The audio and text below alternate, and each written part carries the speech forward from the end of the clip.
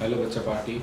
In previous class हमने देखा था properties of charge. In this class हम देखने वाले हैं मेथड ऑफ चार्जिंग। तो चलिए आज के क्लास को शुरू करते हैं।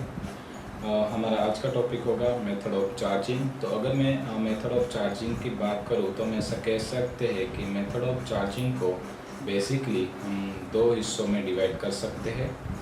पहला हिस्सा जो होता है वो होता है कॉन्टेक्ट मेथड। ठीक है, मैं यहाँ पे नोट कर रहा हूँ, आप भी नोट कर सकते हो कॉन्टेक्ट मेथड। अब ये कॉन्टेक्ट मेथड में क्या होता है तो कि भाई हमें जिस बॉडी को चार्ज इंड्यूस करना होता है, जिस बॉडी को चार्ज इंड्यूस करना होता है उस बॉडी को हमें किसी दूसरी बॉडी के साथ कांटेक्ट करवाना होता है। आप फिजिकली कांटेक्ट करवा सकते हो या तो कंडक्टिंग वायर से भी कांटेक्ट करवा सकते हो। बट अगर एक बॉडी किसी दूसरी बॉडी के कांटेक्ट में आती है और वो अगर वो चार्ज होती है तो हम उसे कहेंगे कांटेक्ट मेथड। राइट बच्चा पार्टी। और दूसरा होता है नॉन कांटेक्ट मेथड। अभी जो नॉन कांटेक्ट मेथड होता है उसमें क्या होता है बच्चा पार्टी की एक बॉडी को चार्ज करने के लिए हमें किसी भी प्रकार के फिजिकल कांटेक्ट की रिक्वायरमेंट नहीं होती, उसे कहते हैं नॉन कांटेक्ट मेथड। और अब ये जो कांटेक्ट मेथड है उसको भी दो हिस्सों में डिवाइड किया जा सकता है। पहला होता है फ्रिक्शन। राइट, फ्रिक्शंस को बेसिकली हम रबिंग भी कहेंगे क्योंकि रबिंग के कारण ही फ्रिक्शन होता है। और इन प्रीवियस स्टैंडर्ड आप लोगों ने देखा होगा कि जो फ्रिक्शंस थे वो भी तीन टाइप्स के होते थे, static friction, kinetic frictions and rolling frictions. Right, तो यहाँ पे हम स्टैटिक और काइनेटिक फ्रिक्शंस की ही डिस्कशंस करेंगे। तो जब भी कभी एक बॉडी को दूसरी बॉडी के साथ रब किया जाता है तो उन दोनों के बीच फ्रिक्शन लगता है और फ्रिक्शन के कारण भी चार्ज प्रोड्यूस होता है। उस मेथड को कहते हैं हम फ्रिक्शन। दूसरी होती है कंडक्शन। राइट बच्चा पार्टी। कंडक्शन या तो आप इसे सिंपल लैंग्वेज में कांटेक्ट मेथड के नाम से भी जानते हैं। कंडक्शन में क्या होता है, एक बॉडी को डायरेक्टली दूसरी बॉडी के साथ कांटेक्ट करवा दिया जाता है। राइट बच्चा पार्टी। और अब ये जो हमारी नॉन कांटेक्ट मेथड थी उसमें सिर्फ और सिर्फ एक ही क्लासिफिकेशंस आता है और उसे कहते हैं इंडक्शन।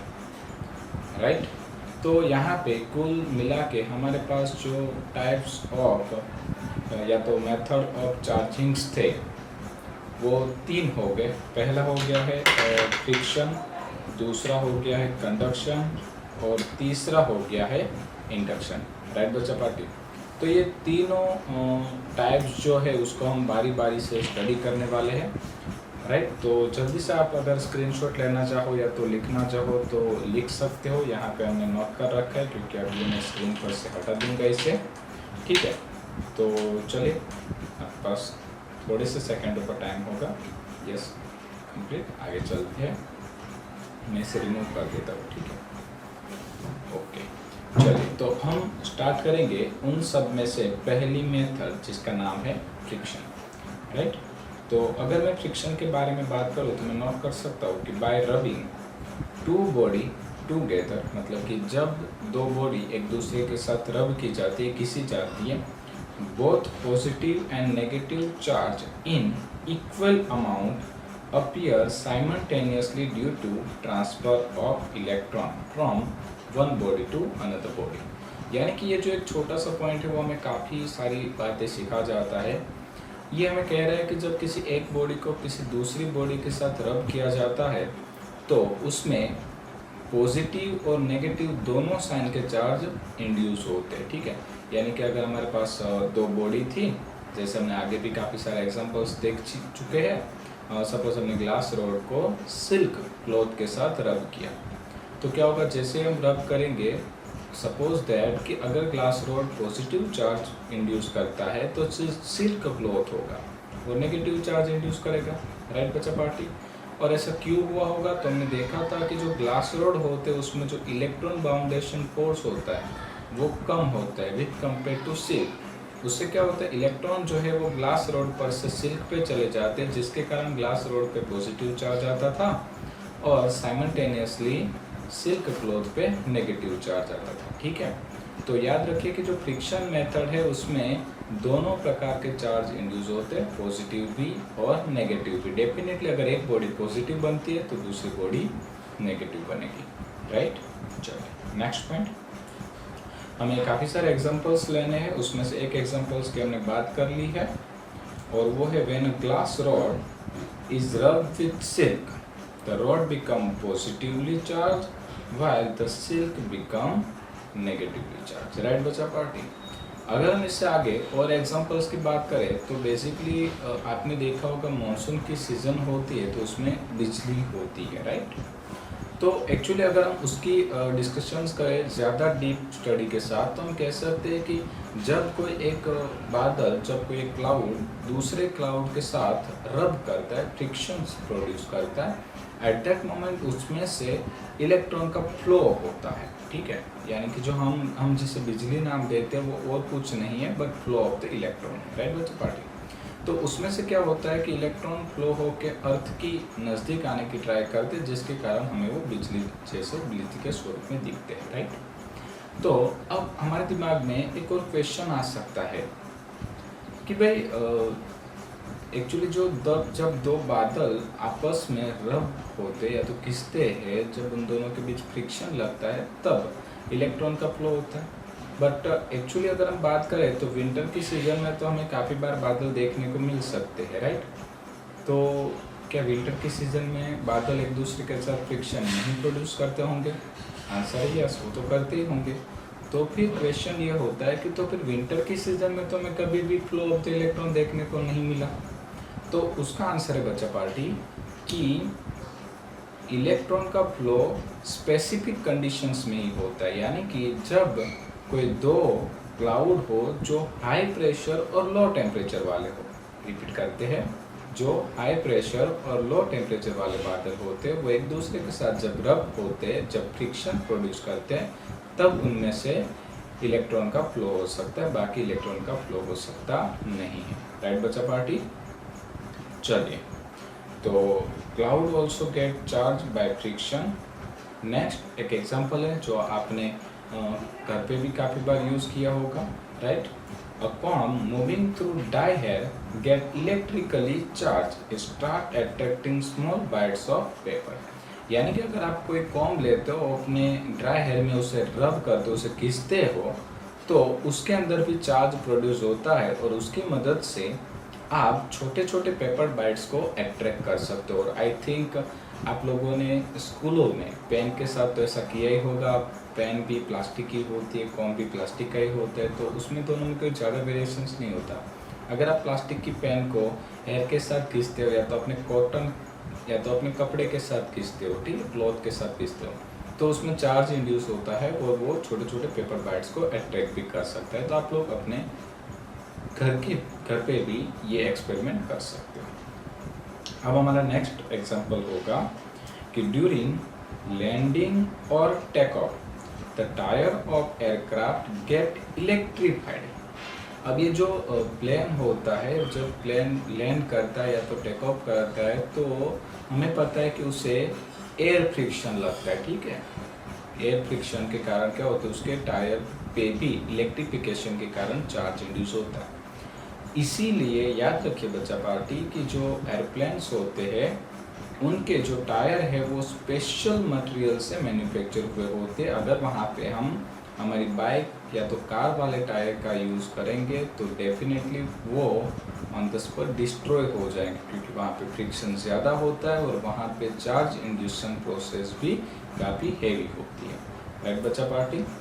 तो हमने यहाँ पे 3 एग्जांपल्स देखे। पहले हमने देख लिया था कॉम्ब वाला एग्जांपल, दूसरा हमने देखा था बिजली वाला, और आपको याद होगा हमने इसको नाम दिया था flow of electron, right, flow of electron. और तीसरा था हमारा प्लेन वाला, राइट। चलिए अब हम चलते हैं सेकेंड मेथड पे, और हमारी सेकेंड मेथड ऑफ चार्जिंग है कंडक्शन, राइट। अब ये कंडक्शन में क्या होता है बच्चा पार्टी कि 2 कंडक्टर्स, 1 चार्ज एंड अदर अनचार्ज।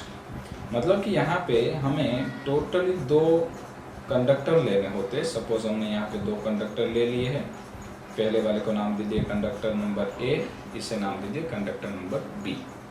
अब ये जो 2 कंडक्टर से, उसमें से जो ये कंडक्टर ए है वो इनिशियली चार्ज किया हुआ है, तो हम यहाँ पे चार्ज डिनोट कर देंगे। तो हम यहाँ पे देख सकते हैं कि ये जो कंडक्टर है ए वो पॉजिटिवली चार्ज है, जबकि ये जो कंडक्टर बी है उसके ऊपर इनिशियली कोई भी चार्ज अवेलेबल नहीं है, राइट। और हम ऐसा एज्यूम करते हैं कि ये जो दोनों स्फीयर है, यानी स्फीयर ए और स्फीयर बी, दोनों आइडेंटिकल स्फीयर है।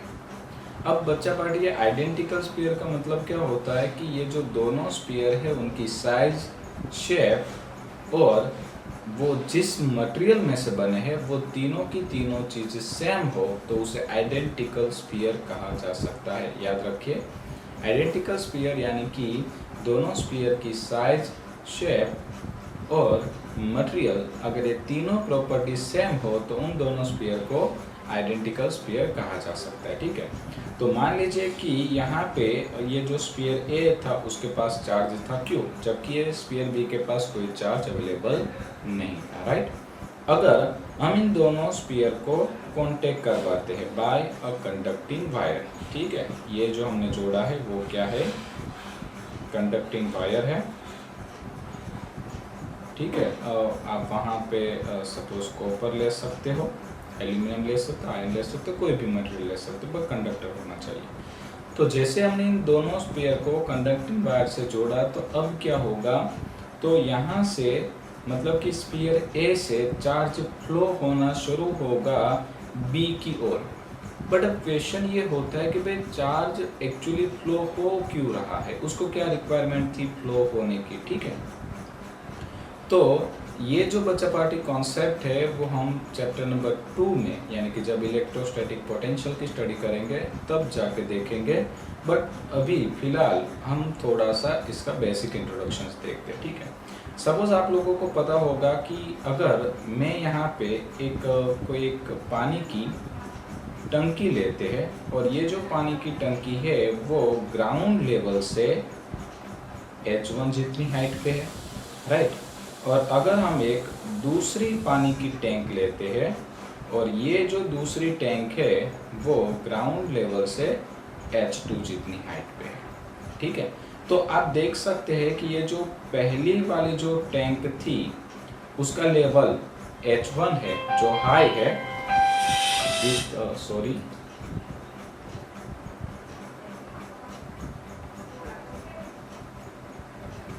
Right, with compare to ground level. And H2 मतलब जो ये सेकंड टैंक थी उसकी कंपेयर में ये ग्राउंड लेवल कम है, मतलब हम कह सकते हैं कि लेवल 1 ज़्यादा है विथ कंपेयर टू लेवल 2। अगर सपोज मान लिया जाए कि हम एक पाइप से इन दोनों टंकी को जोड़ देते हैं, ठीक है, चलिए हमने एक पाइप से इन दोनों टंकी को जोड़ दिया, तो अब सोचिए कि क्या होगा। यस, डेफिनेटली यहाँ से जो ये वाटर है वो पास होना शुरू होगा और धीरे धीरे से नीचे वाली टंकी बढ़ती जाएगी, ठीक है। नीचे वाली टंकी में पानी बढ़ता जाएगा, ऊपर वाली टंकी में पानी कम होता जाएगा। तो अगर अब मैं आपसे पूछूं कि भाई ये पानी क्यों ट्रांसमिट हुआ, तो आप क्या कहोगे, सर लेवल डिफरेंस के कारण, राइट। अगर दोनों का लेवल सेम होता तो कोई भी वाटर सप्लाई होती ही नहीं, ठीक है। तो यहाँ पे जो वाटर ट्रांसमिशन हो रहा है वो किसके कारण हो रहा है, लेवल डिफरेंस के कारण। तो सिमिलरली हम कहेंगे कि यहाँ पे जो चार्ज ट्रांसमिशन होगा वो होगा पोटेंशियल डिफरेंस के कारण, ठीक है। पोटेंशियल को हम लेवल के साथ कंपेयर कर सकते हैं, मतलब कि जिसका लेवल ज़्यादा उसका मतलब उसका पोटेंशियल ज़्यादा, जिसका लेवल कम उसका पोटेंशियल कम। और हम कह सकते हैं कि charge is always transmitted from higher potential to lower potential. Repeat करते हैं, charge is always transmitted from higher potential to lower potential, right बच्चा पार्टी। तो हम कह सकते हैं कि यहाँ पे जो ये स्फीयर ए था वो हाई पोटेंशियल पे था, राइट, और ये जो स्फीयर बी था वो लो पोटेंशियल पे था, जिसके कारण क्या होगा, चार्ज जो है वो ट्रांसमिट होना शुरू होगा, higher potential to lower potential. But अब क्वेश्चन ये है कि कब तक ट्रांसमिट होता रहेगा। तो याद रखिए, जिस प्रकार से जब दोनों टंकी के पानी का लेवल सेम हो जाता है, राइट, तब वाटर ट्रांसमिशन होना बंद हो जाता है। उसी प्रकार से जब इन दोनों स्फीयर का पोटेंशियल सेम हो जाएगा, तब चार्ज का ट्रांसमिशन रुक जाएगा। और जो ये पोटेंशियल है वो डिपेंड करता है चार्ज पे। तो हम कह सकते हैं कि जब इन दोनों स्फीयर पे चार्ज अमाउंट सेम हो जाएगा, तब यहाँ पे ट्रांसमिशन अटक जाएगा। मतलब हम कहेंगे कि यहाँ पे जो ये स्फीयर ए था जिसके ऊपर चार्ज था Q, स्फीयर बी के ऊपर कोई चार्ज नहीं था, तो यहाँ से चार्ज ट्रांसमिट होना शुरू करेगा। ट्रांसमिट होता जाएगा तो बी का चार्ज इंक्रीज होता जाएगा और ए का चार्ज जो है वो डिक्रीज होता जाएगा। और ये सिलसिला तब तक चलेगा जब तक दोनों पे चार्ज अमाउंट सेम ना हो जाए। ठीक है, तो यहाँ पे जो टोटल चार्ज था Q, तो वो चार्ज इक्वली डिस्ट्रीब्यूट हो जाएगा दोनों स्फीयर पे Q/2 राइट बच्चा पार्टी। तो आई थिंक ये जो प्रोसेस है वो आपको अच्छे से समझ में आ गई होगी, और इस प्रोसेस को कहते हैं कंडक्शन। बट हम क्या करेंगे, इस प्रोसेस को नोट डाउन करते हैं। चलिए तो नोट करते हैं। सबसे पहले हमने क्या लिया था, 2 कंडक्टर 1 चार्ज एंड सेकंड जो था वो अनचार्ज था, right. Bring the conductor in contact with each other, मतलब बाद में हमने क्या किया, उन दोनों के बीच कॉन्टेक्ट करवा दिया। थर्ड स्टेप में हमने किया था, the charge under its oven repulsion with separate over both the conductors. देखिए ये जो है वो दूसरा कॉन्सेप्ट है, मैं आपको समझाता हूँ। सपोज मान लीजिए कि हमने जो ये स्फीयर ए लिया था, उसके ऊपर पॉजिटिव चार्ज अवेलेबल था, राइट। अब ये जो स्फीयर बी था उसके ऊपर कोई चार्ज नहीं था। अब यहाँ पे आप नोट करिए कि यहाँ पे जो पॉजिटिव चार्ज अवेलेबल है वो सारा पॉजिटिव चार्ज एक दूसरे के ऊपर रिपल्सिव फोर्स लगाता है। और रिपल्सिव फोर्स के कारण क्या होगा कि ये जो पॉजिटिव चार्ज है वो एक दूसरे से दूर जाने की ट्राई करेंगे, बट ये चार्ज अपने आप इस कंडक्टिंग सरफेस से बाहर नहीं निकल सकते। और जैसे ही हम क्या करेंगे, इन दोनों के बीच कोई कंडक्टिंग वायर को जोड़ देंगे, तो ये जो चार्ज है वो रिपल्सिव फोर्स के कारण एक दूसरे से दूर जाते जाते कहाँ चले जाएंगे भाई, स्फीयर बी पे चले जाएंगे, राइट। समझ में आ रहा है। और ये इतने दूर जाएंगे कि जब दोनों पे रिपल्सिव फोर्स सेम हो जाए, और रिपल्सिव फोर्स सेम तब होगा जब दोनों पे चार्ज जो है वो इक्वली डिस्ट्रीब्यूट होगा। ठीक है, और याद रखिए बच्चा पार्टी कि ये जो हमने चार्ज का डिस्ट्रीब्यूशन देखा है वो सिर्फ आइडियल केस में देखा है, मतलब क्या आइडेंटिकल स्फीयर के लिए हमने देखा है। अगर दोनों स्फीयर की रेडियस अलग अलग हुई तो चार्ज का डिस्ट्रीब्यूशन अलग अलग हो सकता है, और ये थियरी को हम इन नेक्स्ट लेक्चर्स देखेंगे। चलिए, thus the conductor will be charged with the same sign। याद रखिए जब हमने फ्रिक्शन देखा था तो उसमें ऑपोजिट साइन के चार्ज इंड्यूस होते थे, यहाँ पे सेम साइन का चार्ज इंड्यूस होता है, right. thus is called as charging by conduction or through contact, right बच्चा पार्टी। तो ये हमने समझ लिया कंडक्टेंस को। अब हम नेक्स्ट टॉपिक में जा रहे हैं विदाउट कॉन्टैक्ट मेथड, और हमने उसको नाम दिया है इलेक्ट्रोस्टैटिक इंडक्शन या तो विदाउट कॉन्टैक्ट मेथड, राइट बच्चा पार्टी। अब ये जो पूरी सिस्टम से एक्चुअली 4 स्टेप में कंप्लीट होगी, तो ध्यान रखिए।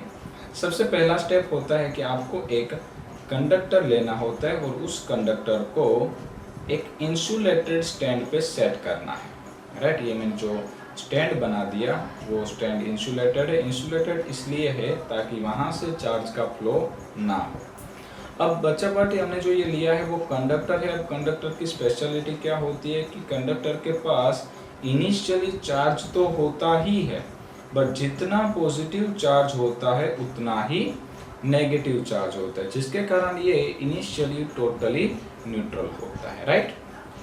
अब हम क्या करेंगे कि एक प्लास्टिक रोड को, अब आपको पता है हमने इलेक्ट्रोस्टैटिक सीरीज में देखा था कि प्लास्टिक रोड जो होती है वो ऑलवेज नेगेटिव चार्जेबल होती है।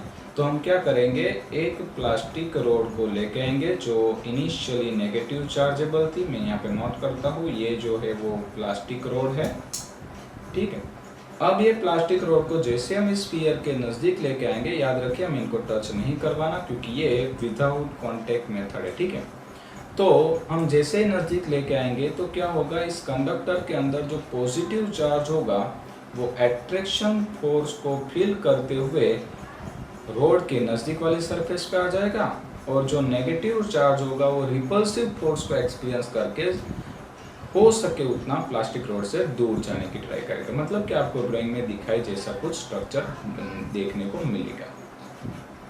अब हमें क्या करना है, तीसरे किस्से में ये जो स्फीयर है उसे ग्राउंड कर देना है। अब ग्राउंड करना यानी कि एक कंडक्टिंग वायर की मदद से आपको उसको अर्थ के साथ जोड़ देना।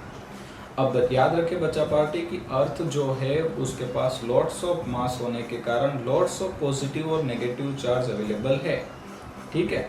अब होगा ये कि जैसे ही आप उसे ग्राउंड कर देंगे बाय कंडक्टिंग वायर, ठीक है, कंडक्टिंग वायर, तो क्या होगा कि ये जो इलेक्ट्रॉन्स आपको यहाँ पे दिख रहे थे, ये इलेक्ट्रॉन पे ऑलरेडी रिपल्सिव फोर्स तो लग ही रहा था, बट उसके पास बाहर निकलने का कोई रास्ता नहीं था। तो अब आपने जैसे ही कंडक्टिंग वायर से इनको ग्राउंड के साथ जोड़ा, तो अब ये जो इलेक्ट्रॉन्स यहाँ पे आपको दिख रहे थे वो क्या होंगे, इस रास्ते से सीधे कहाँ चले जाएंगे, ग्राउंड में। अब हमारे पास दो ऑप्शंस अवेलेबल होते, पहला ये ग्राउंड कनेक्शंस को रिमूव करना, दूसरा ये प्लास्टिक रोड को रिमूव करना। अब बच्चा पार्टी याद रखे इंपॉर्टेंट टर्म्स आती है कि अगर गलती से भी आपने पहले अगर प्लास्टिक रोड को रिमूव किया तो क्या होगा कि इस ग्राउंड कनेक्शन में से वापस इलेक्ट्रॉन जो है वो अपनी ओरिजिनल पोजीशंस में आ जाएंगे और ये जो आपका कंडक्टर था वो न्यूट्रल बन जाएगा, राइट। बट हमें ऐसा नहीं करना, हमें सबसे पहले क्या काम करना है कि जैसे ही मैं यहाँ पे ड्रॉ कर रहा हूं, जैसे ही हमारे जो ये इलेक्ट्रॉन्स ग्राउंड में चले जाते हैं तो हमें सबसे पहला काम करना है इस ग्राउंड कनेक्शंस को काट देना है। इसका मतलब अब इलेक्ट्रॉन वापस आ सकते नहीं हैं, और उसके बाद हमारे पास जो ये प्लास्टिक रोड थी वो हम क्या कर देंगे, रिमूव कर देंगे, दूर लेके जाएंगे। तो आप देख सकते हैं कि इस स्फीयर पे जो ये पॉजिटिव चार्ज एट्रैक्शन फोर्स के कारण जो ये नज़दीक की सरफेस पे था, अब वो एट्रैक्शन फोर्स नहीं रहा, और सिमिलरली एट्रैक्शन फोर्स ना होने के कारण ये जो पॉजिटिव चार्ज है वो पूरी सरफेस पे इक्वली डिस्ट्रीब्यूट हो जाएगा, राइट। तो आप नोट करिए यहाँ पे चार्ज इंड्यूस हो गया। तो ये थी विदाउट कांटेक्ट मेथड जिसको हमने नाम दिया था इंडक्शन। अब इंडक्शन मेथड में एक चीज़ नोट करने वाली है कि इसमें हमेशा ऑपोजिट साइन का चार्ज प्रोड्यूस होता है। सपोज हम नेगेटिव चार्ज वाली प्लास्टिक रोड लेके आए तो फाइनली हमें पॉजिटिव चार्ज मिल रहा है, राइट। और अगर हम पॉजिटिव चार्ज वाली ग्लास रोड लेके आते तो फाइनली हमें मिल जाता नेगेटिव चार्ज, राइट बच्चा पार्टी। तो आई थिंक ये जो तीनों मेथड्स हमने देखी वो आपको अच्छे से समझ में आई होगी। इन नेक्स्ट क्लास हम बात करेंगे इलेक्ट्रोस्कोप के बारे में। Thank you.